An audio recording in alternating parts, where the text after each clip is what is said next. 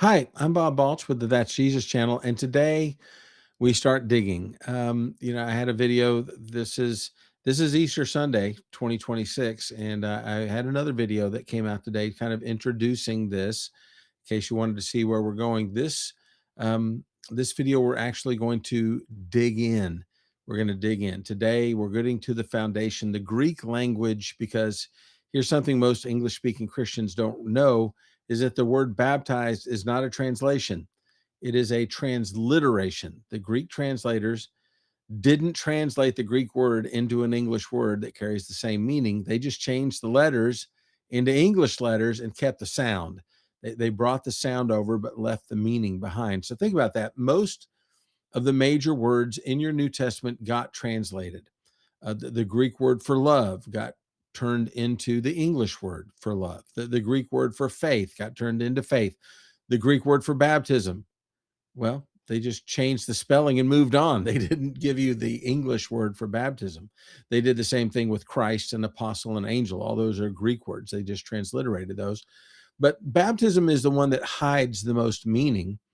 And that means if you only read English, you've never actually heard what the word means. You've only heard what it sounds like. And that's where we're going to fix some things right now. So, starting with the root of baptism, the word that we're going to look at today is the word baptō. That's spelled beta, alpha, pi, tau, omega in Greek. It's the root of the entire baptism word family, and it's the simplest word of the group. It simply means to dip or immerse something in a liquid, sometimes just briefly, like a finger into water, or dipping something into a bowl. But sometimes it has a result, especially if you're dyeing something or staining something by dipping it into a coloring substance. It changes the color of it. And that second sense does matter. I'm not going to lie to you. The classical Greek writers, they used baptō for the art of dyeing things. In the ancient poem called Cypria, Aphrodite's garment was described as dyed, and the word that they used was baptō in the flowers of spring. So other writers used it for dipping cloth into coloring solutions, staining fabric, even dyeing hair in some cases. Baptō is not a quick touch, though. It's dipping something into a liquid so that it comes out colored. Now, baptō does cover a range of definitions of connotations. On one end, it's simply a momentary dip. On the other end, it's an immersion that stains something. So the word itself names the contact with the liquid. That's what baptō does. It's contact with the liquid. And what happens as a result of that depends on the situation. The exact verb baptō is used 3 times in the New Testament. Each one of them gives a clear picture. Let's look at them. Number one is Luke 16, verse 24. It's, you know, this one. This is the story of the rich man and Lazarus. The rich man is in torment, and he asks Abraham to send Lazarus to baptō, to dip his finger in water and cool his tongue. That word dip is baptō. It's a finger in water, brief contact, just a simple immersion. The next one, number 2, is John chapter 13, verse 26. We're at the Last Supper, and Jesus is going to identify, well, he's going to identify his betrayer, Judas. And he's going to do this to identify him. He's going to whisper, "It's the one to whom I will give the piece of bread when I have dipped it in the dish." He dips the bread and hands it to Judas. That word dipped is the word baptō again. Bread into a dish, momentary situation, just putting it in the dish, getting it wet. Number 3 is Revelation chapter 19, verse 13. This is Jesus returning in glory, dressed in a robe that was dipped in blood. Now, this one is interesting because it carries that sense of staining or dyeing something. The robe didn't just come out briefly touched by water or something. It was touched by blood, and that marked the robe. It colored the robe red. So even within the New Testament, we see the range of baptō. Luke and John show us the simple dip part of baptō. Revelation shows us the staining, coloring end of the spectrum. And there is a spectrum, right? Same word, different results depending on the situation. So was baptō ever used in the Old Testament? We got some pretty smart people watching this video, and their immediate answer is going to be no, it wasn't used in the Old Testament because the Old Testament was written in Hebrew and not Greek. True, but the Old Testament that was used in the days of Jesus did have a Greek translation.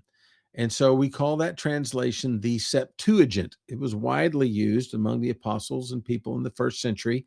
The Septuagint uses the word baptō 18 times, mostly translating a particular Hebrew word, which means to dip or immerse. So here's a couple of examples of that. 2 Kings chapter 8, verse 15, a man named Hazael takes a thick cloth and he soaks it in water. Guess what he does with it? He spreads it over a king's face and murders the king. That word soaked is the Greek word baptō, a cloth dipped into water, saturated with water. Job chapter 9, verse 30 and 31. Job says, even if I washed myself with soap and my hands with cleansing powder, you would plunge me into a slime pit so that even my clothes would detest me.